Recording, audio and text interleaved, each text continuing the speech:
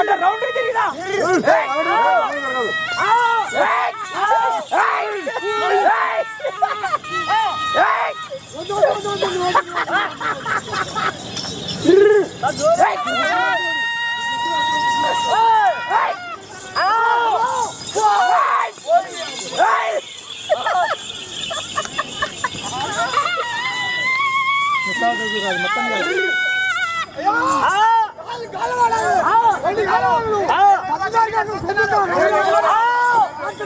Hello కమ్మసేవ సంఘం పాలవుతో ఆధ్వర్యంలో వేస్తున్న రంగవల్లులు ముగ్గులు పోటీ కార్యక్రమాన్ని సంక్రాంతిలో భాగంగా టూరు బస్సు అన్న గంగిరెద్దుల ప్రదర్శన కూడా జరుగుతూ ఉంది.